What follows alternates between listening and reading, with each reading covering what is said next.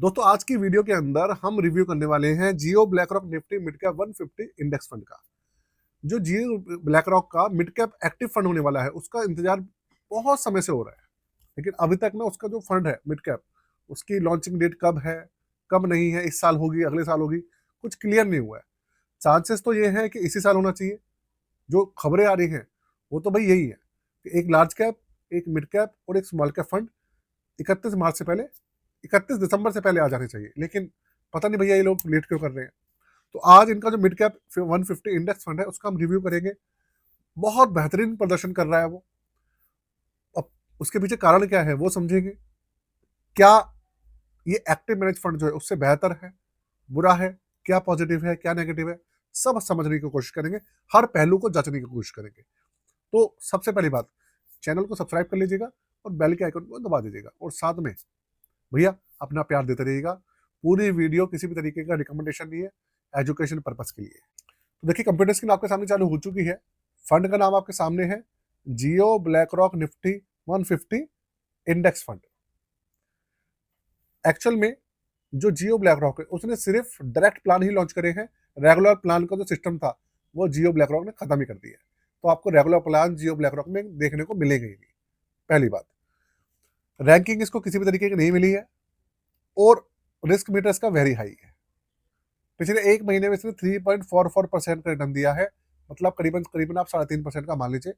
अब इसका एनएवी पहुंच गया है 10 रुपए से बढ़कर 10 रुपए 49 पैसे पर, मतलब 10.5 रुपए के आसपास आप मान लीजिए। आगे बढ़ते हैं, देखते हैं इसका रिटर्न वाला पोर्शन, वो चार्ट समझते हैं कैसा है। भाई एक महीने का चार्ट आपको दिखेगा, क्योंकि ये फंड ज्यादा पुराना तो है नहीं, लेकिन यहाँ पर आपको थोड़ा सा और दिख जाएगा। 15 दिन का रिटर्न 0.84% है, और एक वीक का 1.39% है। कुल मिला के ये है कि फंड ना रिटर्न अच्छे दे रहा है। मैं आपको बताऊं, इसके पीछे कारण है रिटर्न निकालने का। ऐसा नहीं है कि कुछ फंड कुछ एक्स्ट्रा कर रहा है, ऐसा नहीं है। इसके पीछे कुछ और कारण है।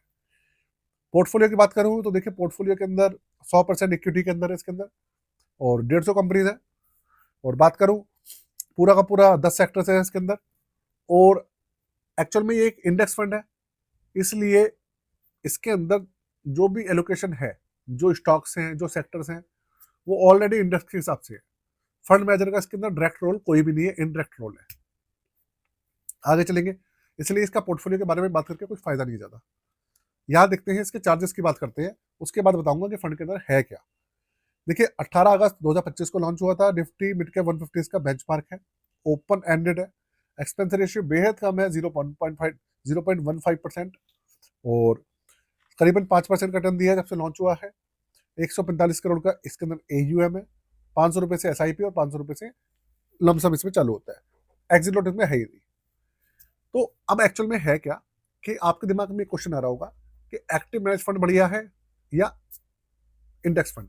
देखो अगर आप टेंशन फ्री रहना चाहते हो, भले ही रिटर्न थोड़े कम आए, आपको टेंशन फ्री रहना है, तो उस कंडीशन में काम आता है इंडेक्स फंड, क्योंकि उसके अंदर फंड मैनेजर कोई रोल वोल नहीं है।